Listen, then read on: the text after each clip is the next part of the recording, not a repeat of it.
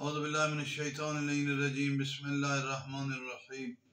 امام زمانہ کے حوالے سے گفتگو ہے، تو اس میں ہم بولنا چاہتے ہیں چونکہ ماہ مبارک رمضان ہے، اس میں خاص دن ہے 23 رمضان۔ یہ امام زمانہ کے ساتھ منسوب ہے۔ 19، 21 اور 23 میں حتمی نہیں ہے، کوئی ایک لیلۃ القدر کا دن کی رات ہے، لیکن 23 رمضان کا دن حتمی ہے۔ امام زمانہ کے ظہور کے اعلان کا دن نہیں، ظہور کا دن نہیں، اعلان ہوگا۔ ظہور 10 محرم کو، جیسا کہ امام محمد باقر علیہ السلام نے فرمایا،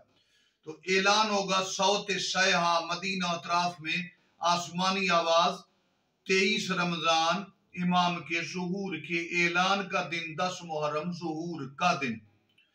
اس کے بعد روایات میں وارد ہے کہ امام کے ظہور کے بعد کوفہ اور کربلا ایک شہر ہو جائیں گے، 100 کلومیٹر کا فاصلہ ایک شہر۔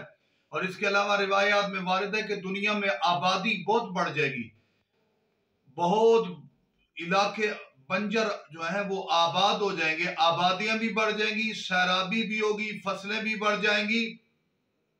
اور امام کے دور میں امراض کا خاتمہ ہو جائے گا، مرض کوڑ وغیرہ یا باقی جو بیماریاں ہیں،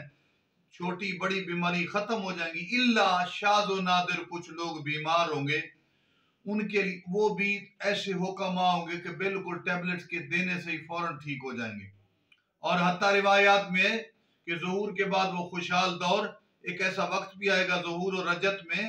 کہ جب کوئی ایک آدمی بھی بیماری یا تکلیف کی وجہ سے دنیا سے نہیں جائے گا، آبادیاں بھی بڑھ جائیں گی، دنیا جنت کی مثل ہوگی،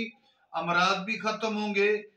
روحانی لوگ جسمانی لحاظ سے بھی طاقتور ہوں گے، اور روحانی لحاظ سے بھی